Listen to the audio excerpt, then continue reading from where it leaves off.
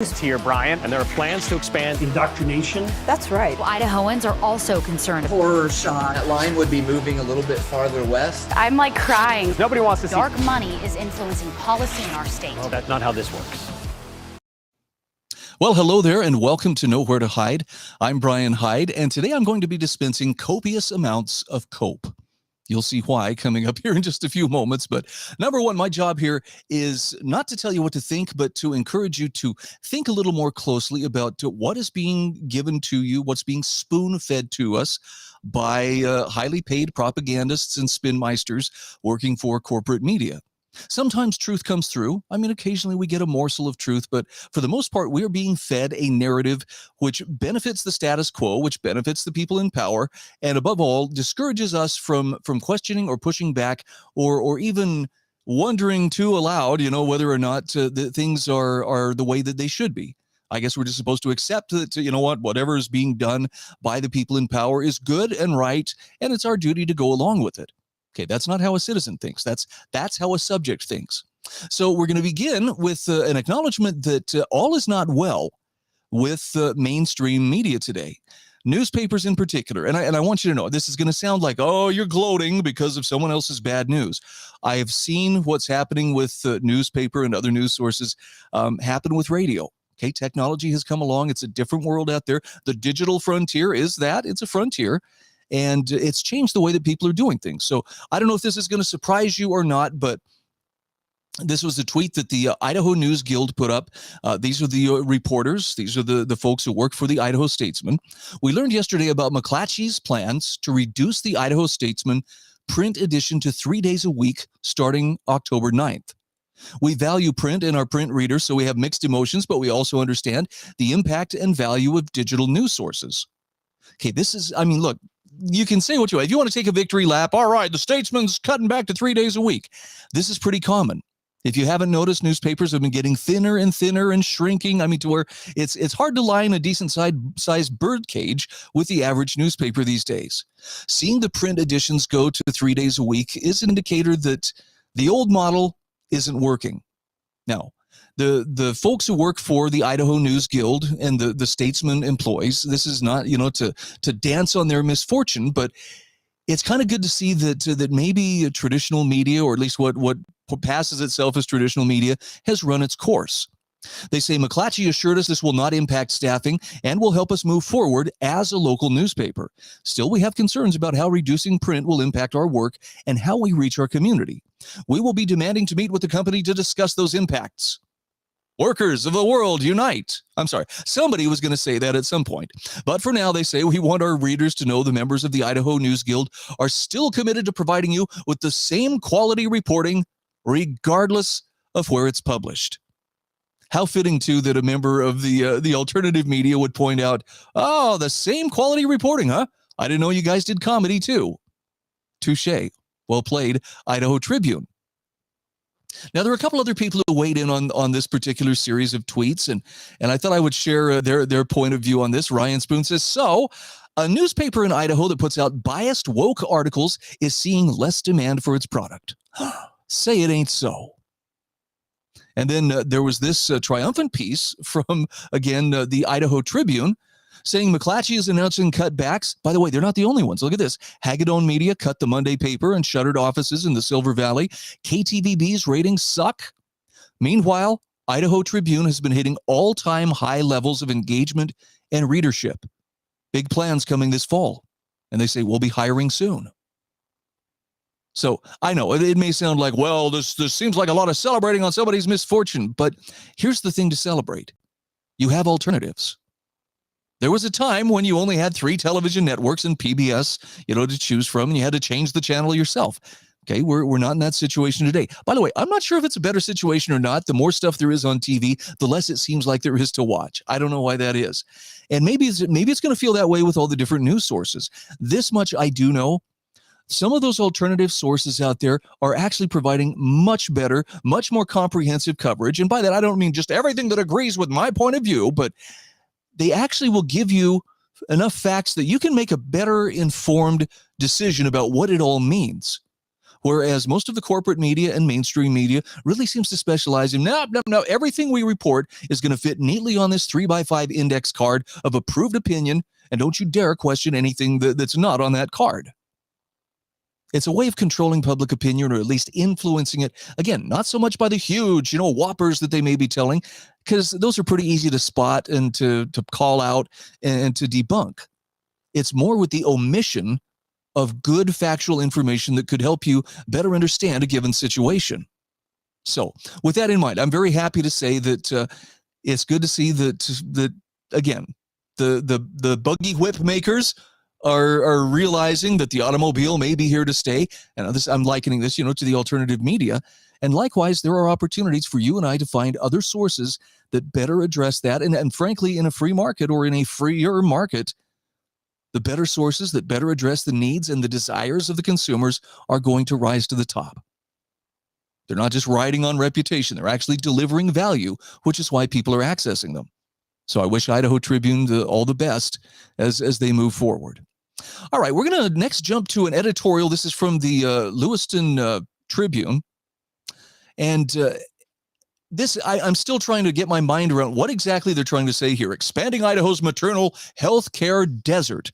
Now, this is loosely a pro-abortion editorial, but it's wrapped up in concern about women's health care, which the government should stay out of, except for when it should be paying for it and otherwise creating programs for those women who choose not to abort their babies.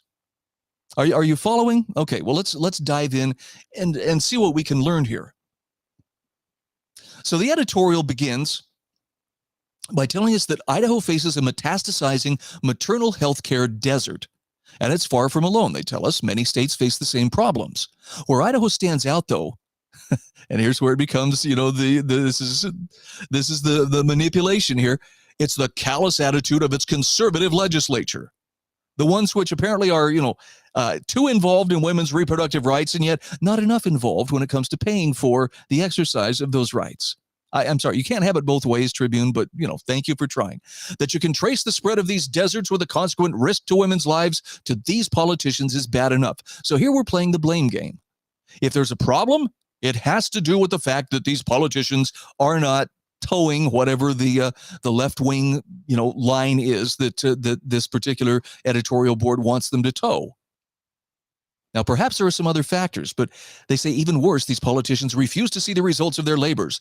As this week's March of Dimes analysis revealed, Idaho saw a 12.5% decrease in the number of birthing hospitals between 2019 and 2020. Nearly 30% of the state is considered a maternal health care desert. Again, by who? By the March of Dimes, by, abortion groups. There needs to be a little more context as to why it's considered a maternal health care desert. Of Idaho's 44 counties, the editorialists tell us, 21 operate in such deserts, and 10 more have what they call low access. Only 13 counties, including Ada, Idaho, Kootenai, and Nez Perce counties, have full maternal health care access. By no means was Idaho's decline the most severe. 3 states, meaning California, Washington, and Wyoming, reported losses as great as 30% of their birthing hospitals during 2019 to 2020. But in Washington's case, the state started off in a stronger position. 26 of its 39 counties provide full access to maternal care. Among them are Atchison, Whitman, and Spokane counties. Now, I'm just going to pose this question very quickly. Did anything happen in 2020 that might otherwise have affected how these hospitals operated? I mean, I'm trying to remember. Was there something that took place? I seem to remember there was something that was kind of a big deal that kind of upended a few people's lives, locked them in their homes, closed their businesses, told them to put off healthcare appointments unless absolutely necessary because, I don't know, the hospital emergency rooms were going to be overwhelmed. The ICU was going to be overwhelmed. The morgue trucks, the refrigerated trucks were standing by in the parking lot. You don't remember that? Yeah, neither do I. My point is, maybe there was something that had to do with a huge pandemic that was overblown and used to scare people into surrendering a lot of their freedoms to opportunists and power seekers. Maybe that had something to do with some of these hospitals saying, you know what, keeping our birthing units open really isn't that much of a priority. After all, looking at the time frame, I suppose that is one possibility. Nevertheless, The editorial goes on to tell us that finances explain part of it. Obstetrics and gynecological services require hospitals to maintain a 24/7 presence with emergency operating rooms available, along with specialized OB nurses. Over time, OB/GYN services have become a specialty. And to work as an OB/GYN, a physician must be proficient in performing a cesarean section. All right, that makes sense. Maybe some of these are smaller communities that can't afford that kind of staffing. Furthering the trend has been evolving medical malpractice insurance standards that preclude providers who do not perform a substantial number of cases to maintain competence and to cover costs, including training programs. So it's expensive, especially for smaller, low-volume rural community hospitals. Now, this actually jives with a story that came out earlier this year that said that the reason that a number of these smaller community hospitals had ceased to offer birthing services was because they simply didn't have the clientele. The population of their county was older. They had access to other more populated areas where people could go if they wanted help with birthing. Anyway, sometimes it was purely a financial decision. Nevertheless, actually, let me go back here for just one second. Topping it off is the fact that 1 in every 4 births in this country qualifies for Medicaid coverage, which reimburses healthcare providers at lower rates. Okay, now we're getting government involved. So this is one of the reasons, and this is actually probably the strong push within this particular editorial. Why are there healthcare deserts? It's because government isn't involved enough. And it hasn't helped that in Idaho, House and Welfare Committee Chairperson John Vanderwood from Nampa bottled up a bill that would have extended Medicaid coverage for 12 months of postpartum care. To which I can only add the question, at whose expense? Look, I understand. It's a desirable thing. And yeah, 12 months of postpartum care, that would be wonderful, especially if you don't have to worry about paying for it rather. But somebody does. Is it fair to lay that on the taxpayers? Is it a proper function of what government is supposed to do? Yeah, welfare statists would say, well, of course it is. This is part of the general welfare.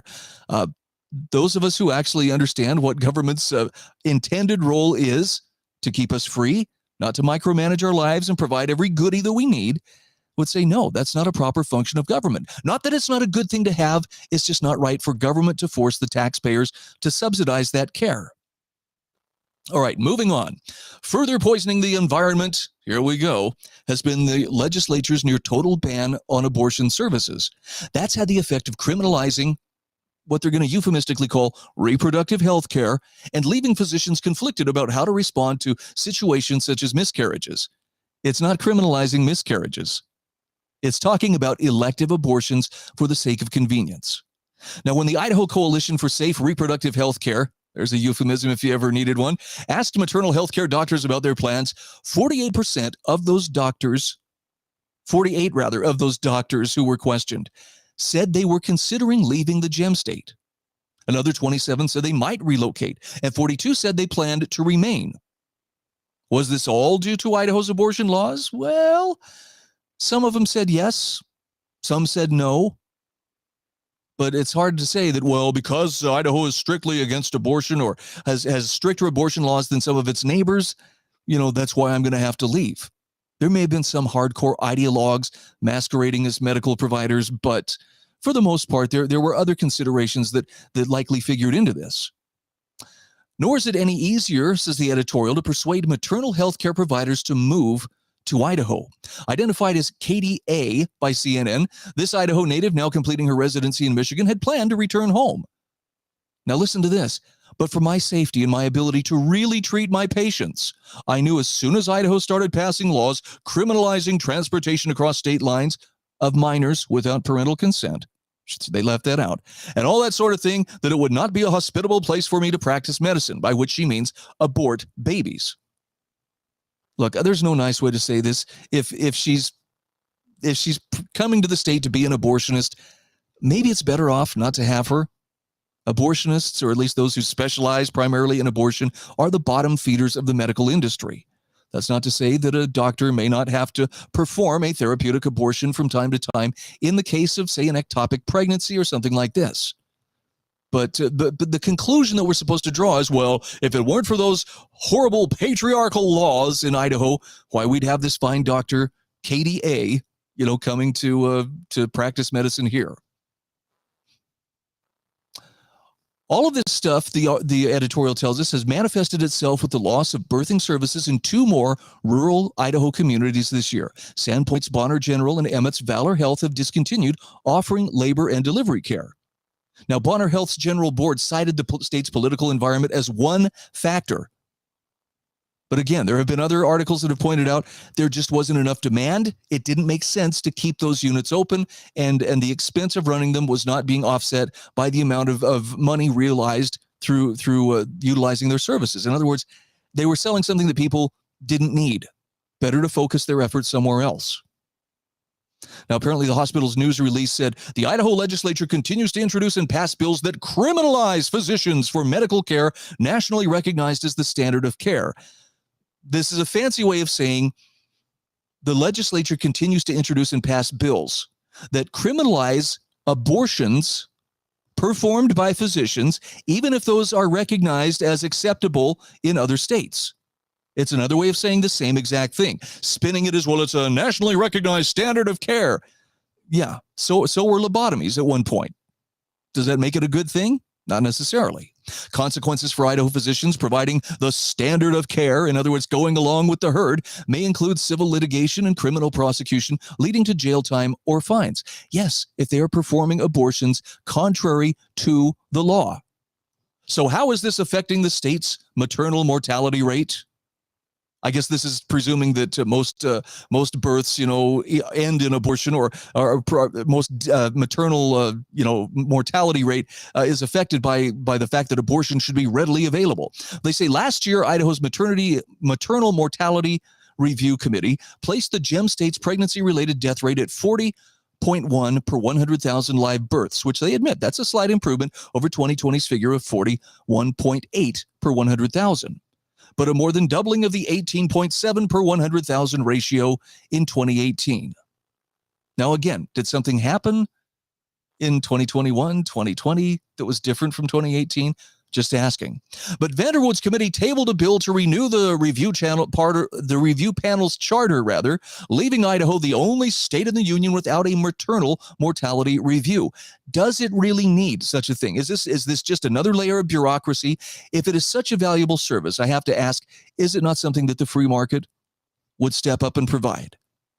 If the value's there, you would think the answer is yes. If not, well, then that's the kind of thing we ought to pass off to the taxpayers and subsidize, through their efforts, taking what they've earned and then using it to create bureaucratic positions, functionaries, and things like this. Now, in the process, the legislature saves $27,000 and won accolades from the Idaho Freedom Foundation. Oh, no, not the Idaho Freedom Foundation. Do you detect a pattern here? So, look, freedom is bad. Standing up for the rights of the unborn is even worse. And I guess the conclusion that we're supposed to draw is, well, if the Idaho Freedom Foundation is somehow, happy with this, then it's a terrible thing. And this is why you can't find, maternal health care. It's a desert. I don't know. There may be some issues with finding maternal health care in certain communities. And it may have to do with the fact that they're lightly populated. It may have to do with the fact there's just not enough business in way of births to support that kind of care at their local healthcare providers. But this sure seems like kind of a roundabout way of blaming it all on it's conservative politicians. It's the Idaho Freedom Foundation. It's people who want to outlaw abortion. That's the reason why. And that seems like a lot of cope for understanding that, this was a question that was returned to the states last year. Idaho as a state has taken what I would consider a pretty strong stand in favor of protecting the innocent life that's at stake when abortion is considered. It's not that it's completely off the table, but unless it's a very rare case, unless it's something that actively threatens the life of the mother, it shouldn't be used as just a convenient way to escape consequences. I know that's going to offend some people, but it needs to be said. It's not a catch-all to try to avoid responsibilities for actions. And most of the time, most abortions, the vast majority of them are people who are like, whoops, somehow, I don't know how, I got pregnant and I don't want to deal with it. So I'm going to make it go away. I'm sorry, that's irresponsible. In fact, that's borderline wicked, because it's compounding one mistake with an even bigger mistake that ends up in destroying an innocent life. And don't tell me it's not a life. If it wasn't alive, you wouldn't have to kill it to stop it from growing. Nevertheless, moving on. Interesting editorial here. This one is in the Coeur d'Alene Press, and this is from a former state lawmaker. Left-wing propaganda, divisive and destructive. Now, at first I was like, oh, somebody's actually going to call out some of this left-wing propaganda. However, as I read the editorial, it became apparent that this Dean Hageson is very desperately trying to keep one foot in two different boats and trying to make himself apparently he's trying to get the best of both worlds. I want to take a stand. I want to call things out, but I don't want to offend anybody. And I'm sorry, we're just not in a position to where that is possible. He says, it's no secret we're experiencing serious right-wing extremism statewide, and particularly in Kootenai County and the other panhandle counties. The political success of the right-wing ideologues is quite evident. He doesn't say what it is, but the damage to principled and thoughtful governance has already been experienced. Again, powerful words, not much to back up what that actually means. You're just left to your own emotional associations.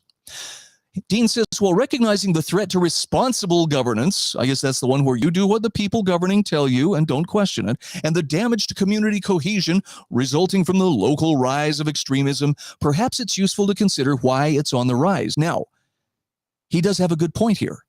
He says, I believe the present left-wing extremism that has captured the National Democratic Party is, if not the cause, certainly putting fuel on the fire. Again, I don't disagree with him here. Some policies and social trends give reason for some to gravitate to the extreme right. And he says, I offer some questions to consider whether they are fuel. So here are the questions he offers. When an incident occurs and a white man, especially a white cop, kills a black man, it is headline national news with emphasis on the white man, implying racial prejudice. Why, when a black man is the perpetrator and either a white or black person is the victim, a picture may be shown, but there's no mention of the race of the perpetrator? Okay, it's true. That's a very clear double standard that we see. Here's another. When our current administration selects cabinet members or Supreme Court justices, does it just check the resumes, or does it just check the boxes, race, gender, sexual orientation, etc.? I believe our latest Supreme Court appointee would be a good example of this. Also, when did it become insufficient to accept the LGBTQ plus community, but rather be required to celebrate it or risk being called a bigot? Okay, again, that's a fair question to ask. Let's go back. We got one more here. Sorry, I skipped ahead one. There we go. He talks about sex used to be determined at birth. Wow. Okay. Let me kill this for just a second. My teleprompter's jumping all over the place here. Let's see if we can pull it back. All right. Sex used to be determined at birth. How and why did it become fluid? Why are we required new pronouns? Why must the larger community accommodate a small minority? That's, again, a very good question. Why is it imperative that everybody else change their understanding of reality to accommodate those who, for whatever reason, may be struggling with their own? Hurricanes, tornadoes, floods, heat waves, and wildfires have happened forever, often more frequently in years past than recently. So why then are all the current extreme weather events caused by climate change? We are being gaslighted, Dean says, and subjected to left-wing propaganda designed to create an alternate reality. It is divisive and destructive. Okay, he's correct. He's right. But then he takes it in a really weird direction where I'm assuming he's trying to bridge the gap here. And this is what he says. He says, the right-wing extremists like to call people like me RINOs, Republicans in name only. I accept their term, though I call it responsible individuals with noble objectives. Wow, don't break your arm patting yourself on the back there, Dean. Let us all do what we can to reduce the political temperature for our good and for the good of our country. Again, I'll agree with him on we could all take it down a notch. And he's right about how the left-wing activism really has prompted responses and pushback. That's what you're seeing happening in the terms of laws that would place boundaries on what material could be made available to kids at school libraries or public libraries. This is what prompted laws that protect children from surgical or chemical mutilation in the name of gender-affirming care. But it's because it was being pushed as part of a left-wing agenda. This CRT in the classroom, this teaching of systemic racism and grievances at every turn. That's part of a left-wing agenda. And he rightly calls it out. But I'm afraid he's painting with such a broad brush that anybody who stands up against it is now accused of extremism. I'd like to know, what exactly constitutes that extremism? Simply saying no or saying, I don't want my child subjected to that, that isn't extremism, and it shouldn't be considered such. As far as the RINO remark, well, let's go to the Stop Idaho RINOs. They say, every day we are vindicated in what we're doing here at Stop Idaho RINOs. When we see what RINO PACs like the Main Street Caucus and their sheep legislators post on social media, along with who they follow, who follows them, what propaganda they share, and who shares their lies and propaganda, not to mention where they're getting their funding, we are reminded of the need to point out who they are. When the media is spreading their propaganda willfully, we also are reminded of the need to point out who they are. The biggest challenge is convincing both native and new Idahoans that these people, who they really are and how they are actually voting and moving our state to the left. They have the money behind them. We need to step up with our donations to good candidates and political action committees, and also hit our neighborhood streets and knock on doors. So yeah, a little more activity starting at your neighborhood level, probably a good thing. Anyway, when you hear the term extremist being thrown around, you know, it's supposed to shut people up. It's like conspiracy theory. It's when someone's called a conspiracy theorist, that's a slap. That's supposed to mean pow. You know, you don't say another word. You're supposed to be quiet. It's to intimidate people into silence. So this is the use of the word extremist. Now, as far as the word RINO, look, I think it's an apt description for people who pretend to be Republican but then vote and govern otherwise. Nevertheless, I'm grateful for groups like Stop Idaho RINOs. I'm sorry to Dean Hageson. If you want to give it some noble thing, that's great, but you look a little bit silly running around it there with an umbrella pretending like it's a sword. Okay, you're not a medieval knight, so maybe stop the white knighting for just a bit. Thanks for joining us today. I'm Bryan Hyde, and this is Nowhere to Hide. Are biased, the Idaho Press Club are biased, all media, newspaper, radio. To be completely blunt here, Bryan, and there are plans to expand indoctrination. That's right. Idahoans are also concerned. Horror shot. That line would be moving a little bit farther west. I'm like crying. Nobody wants to see Dark money is influencing policy in our state. Well, that's not how